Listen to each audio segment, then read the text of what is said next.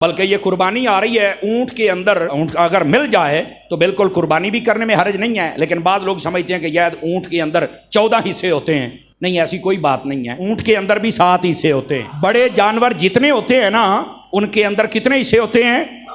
7 حصے ہوتے ہیں. اونٹ کا اگر قد بڑا ہو گیا تو اس کا یہ مطلب تو نہیں نا کہ ہوں آپ 14 ہی کر چھڑنے. اچھا، بسا اوقات یہ بھی عوام میں مسئلہ ہے، آپ سن لیجئے کہ جب اونٹ کو ذبح کرنا ہے اس کی گردن چونکہ بہت لمبی ہے تو 7 جگہ سے تکبیر دینی ہے. یہ غلط ہے. ایک جگہ سے تکبیر، بس ختم. اونٹ کو ایک جگہ سے تکبیر دینی، 7 جگہ سے نہیں، 3 جگہ سے نہیں. اب اس میں مسئلہ کیا ہے؟ اور یار جدو ایک واری چھری پھیر دیتی انہیں حلال ہو جانا، نہیں بجدا اٹھی کے ایویں تسی 7 واری چھری پھیر کے انہوں تکلیف دیندے ہو، اور تکلیف دینا ہی جانور کو منع ہے. سمجھ آ رہی؟ ہاں، اتنی تکلیف جو اجازت ہے کہ بسم اللہ اللہ اکبر، چھری بھی تیز ہونی چاہیے، آہستہ چھری نہیں. جانور کو حلال کرنے کے لیے چھری کا تیز ہونا ضروری ہے. اور یہ بھی مسئلہ ہے، جانور کے سامنے ہمیں چھری تیر کرنے کی اجازت نہیں ہے. تو یہ جو چھری ہے یہ اونٹ یا کوئی بھی جانور ہو اس کے سامنے تیز کرنے کی اجازت ہے.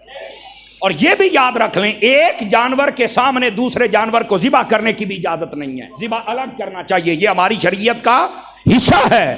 تو ہمارا اسلام کتنے حسن والا ہے، کتنے پیار والا ہے کہ جو اتنی تکلیف بھی نہیں دیتا. اچھا، پھر یہاں پر ایک سوال پیدا ہوتا ہے، پھر تسی جانور نو حلال ہی کیوں کر دیو؟ یہ کافر بھی اعتراض کرتے ہیں، وہ جانور نو حلال کر کے کھاندے تکلیف تے ہوئی، وہ جیڑا آپ پہ مرد ہے نو کھاؤ. اس بات کو دوبارہ پھر سنیے، کافروں کا بہت بڑا اعتراض ہے. وہ کہتے ہیں کہ جب آپ ذبح کرتے چھری تے پھر گئی، تکلیف تے ہو گئی، تو جیڑا جانور آپ پہ مریا ہے وہ انہوں تسی کھاؤ نا، انہوں تسی کھاندے نہیں، انہوں تو کسی تکلیف نہ، آپ پہ مر گیا، آیا مر گیا، بس. اب کتنا بڑا اعتراض ہے. تو اب اس کا جواب کیا ہے؟ میں نے کہا جناب کافرو، بات تو تم نے کر لی ہے لیکن عقل کے اندھے ہو، تمہیں اسی بات کا پتہ نہیں ہے. ہمارے اسلام کا حسن دیکھو کیا ہے. کیا ہے؟ جو جانور مر جائے اور اس کے گلے پر چھری نہ چلائی جائے، اس کا جو جسم کا خون ہوتا ہے وہ بوٹیوں کے اندر ہی رہتا ہے، وہ نکلتا نہیں ہے. اور وہ جو خون ہوتا ہے وہ سب سے بڑی بیماری ہوتی ہے. انسان کو کینسر وہاں سے ہوتا ہے، انسان کو ہیپاٹائٹس وہاں سے، بلڈ پریشر وہاں سے، انسان کے اندھا ہونے کا، انسان کے معدہ خراب، ہر بیماری مردار کھانے سے لگتی ہے، ہر بیماری. اور سب سے بڑی بیماری یہ ہے، مردہ جانور کھانے سے بندے کا دل ہی مردہ ہو جاتا ہے. اور ہمارے اسلام نے کہا کہ اس کو ذبح کرو. جب ذبح کرتے ہیں آپ کو پتا ہے جانور کا خون نکل جاتا ہے، وہ سارا خون نکل جاتا ہے، ساڑھے واسطے صرف بوٹیاں بچدیاں نے جڑیاں فائدے مند ہو دیا نے. یہ تحقیق تو ڈاکٹروں نے کی ہے. تو میں نے کہا بتا پھر موئے نو کھانا چاہیے یا حلال کر کے؟ یار گال تو تیری ٹھیک ہے. تو اس لیے یہ چھری پھیری جاتی ہے تاکہ اس کے جسم کا زائد خون نکل جائے، وہ اس کی بوٹیوں میں اور اس کے گوشت میں نہ رہے. وہ رہے گا تو تمہیں نقصان ہے. اور پھر دوسری بات، مردہ کھانے سے دل مردہ، دماغ مردہ. یہی تو وجہ ہے اگر کافر مردار کھاتے ہیں تو پھر مصطفیٰ دا کلمہ بھی تو نہیں نہ پڑھ دے.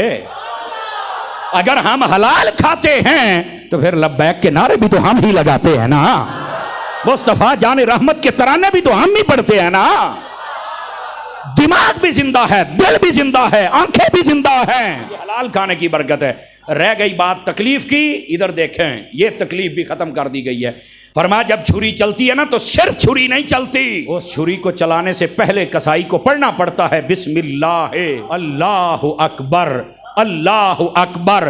اگر کسی کو یہ جملہ سمجھ آ جائے، فرمایا جب کوئی بندہ اللہ کی راہ میں شہید ہوتا ہے بظاہر اس کے جسم میں ٹکڑے ہو جاتے ہیں، لیکن اسے تکلیف اتنی ہوتی ہے جتنی جسم میں بندہ سوئی چبھوئے تو تکلیف ہوتی ہے، بس اس کے علاوہ تکلیف نہیں.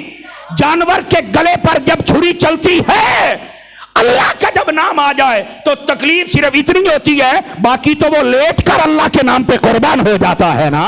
جب اللہ کا نام آ جائے تو پھر کیا ہوتا ہے؟ تکلیف اتنی ہے جتنی سوئی چبھونے کی ہے. اس کے بعد تو پھر وہ مزے سے لیٹا رہتا ہے کہ واہ بھائی واہ، بڑے جانور ہیں، مار تو نہ اونج بھی جانا ہے، پر صدقے میں اپنے آپ تو جاواں جو رب دے نا تو جاندا پیا.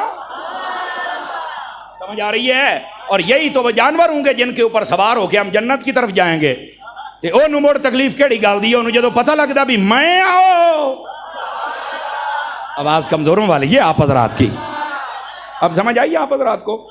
تو اس لیے اللہ کا نام لیا جاتا ہے. اور دوسری بات یہ کاٹ بھی ہے نا کافروں کی. یہ جب جانور ذبح کرنا ہے اللہ کا نام لینا ہے نا، یہ کافروں کی کاٹ ہے. کافر کیا کرتے تھے؟ جب جانور ذبح کرتے تھے تو وہ چھری چلاتے وقت اللہ کا نام نہیں لیتے تھے، وہ کہتے تھے یہ فلاں بت کا نام، اس کے نام پر ہم ذبح کر رہے ہیں، کیونکہ ان کا خدا ہوتا تھا تو وہ اس کا نام لے کر، فرمایا ان کا نام لوگے اگرچہ چھری چلاؤ گے لیکن حرام ہو جائے گا، جو رب او نہیں رب او ہے۔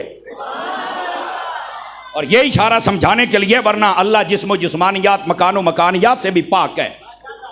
توجہ ہے کہ کوئی نہیں صاحب حضرات کی؟ تو یہ اصل مسئلہ ہے۔